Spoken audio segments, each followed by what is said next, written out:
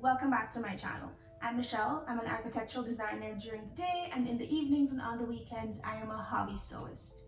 If you're new here, welcome. Please be sure to hit the subscribe button, and if you've been here before, then welcome back. Today I'll be sharing with you how I use AI in my craft. Now, AI is taking the world by storm, and it's a wonderful tool, but it's not always correct. So no matter what you do with it, you kind of have to double check and verify. But today I'm going to show you the 2 ways that I use AI in my sewing hobby. So first up, I have used it to recommend patterns to me. So for instance, I entered a prompt that said, recommend some crisscross front dress sewing patterns. Not that I need any more crisscross bodice patterns in my arsenal, but I wanted to see what I didn't have. And it gave me 8 recommendations, such as Simplicity 8608, which when I pull it up, it kind of does do a crisscross on the front, but not what I have in mind and probably what you guys are used to like seeing me in. It recommended McCall's 8104, which from the picture, I wouldn't consider this a crisscross bodice. It recommended Butterick B6412, which yes, this does crisscross, but still not what I had in mind. Vogue 9253, which in the pattern image does not crisscross, but I do have this pattern and I've made it before, and I do a little overlap. So I'm not sure if it considers that to be a crisscross. There's New Look 6677, and I guess if you do tie a blouse in the front center, then at some point it is crisscrossing.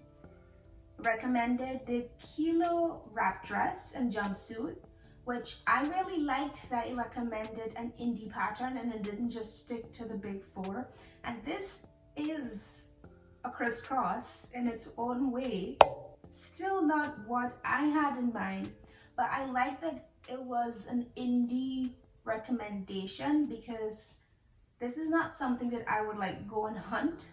So it was very cool to get something that would not be in the box store. And also I got Berta 6065, which is very shocking to me because that one is like a man onesie, and I don't know what part of this one crisscrosses. And then the Eve dress by Sew Over It, which is a wrap in the front. So as you can see, like that prompt was not really aligned to what I had in mind for crisscross, but in its own way, it did guide me to new patterns and interpreted crisscross in a different way. Very interesting. So I tried that again with the prompt that said, recommend some button-down shirt patterns to me from the big 4 for women. So as you can see, I got a little bit more specific exactly who I wanted to see the patterns from, and then like if it was for men or women. And the recommendations that came up for me were McCall's 6744, which that is in no way a button down. Then we got McCall 6613, which yes, a button down. Butterick 5526, yes, a button down. Butterick 5822, which seemed to be more of a jacket. Vogue 8772, which yes, more button downs. And then Vogue 8975, which I wouldn't consider that a button down.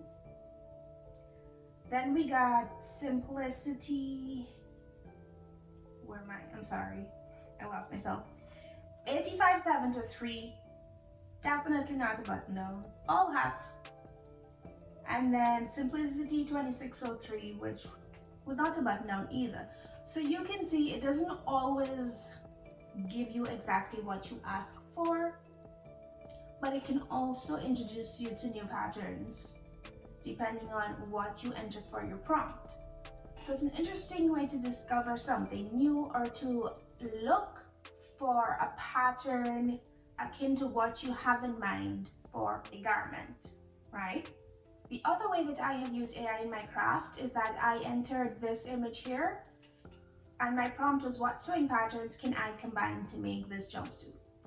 And I got a response that said, wow, great choice. The jumpsuit in your image has a deep V halter style crisscross bodice, a high waist with a wide sash or belt, wide leg pants. And then it gave me some pattern recommendations. So it recommended to me Simplicity 8608, and I would not use this pattern here for that bodice. I'm sorry, no. For pants, it gave me Vogue 1661, which honestly, this on its own is a very stunning pattern. Like, look at the line work here. And it's wide-legged, and I can see why they would recommend it for that jumpsuit. But again, it's not something that I would use to create that pattern. It also recommended to me McCall's 868, which I think is very left field, far off base for that jumpsuit, but okay. And then for the belt or sash, it told me to use Vogue 1776, which, yeah, I still wouldn't use. So you see, in this situation, it did not give me help to put together that specific jumpsuit. However, it did introduce me to a new pattern that I might want to buy. After that, I used this image, and the prompt was, recommend some sewing patterns I can combine to make this dress. And I got McCall's 7950, which I can see why this one came up because it does have the same neckline. Then I got Simplicity 8875, which it's a skirt. I mean, I wouldn't use it for this dress, but it's not as off base as the previous recommendations for the jumpsuit. And then I got Simplicity 2444, and actually, yes, I think this is a pattern I would combine with that first top to make this one. So it's not always like completely off base, but you have to keep at it to kind of arrive at where you would like to be sometimes. And what I do recommend it for is just discovering new patterns or new things.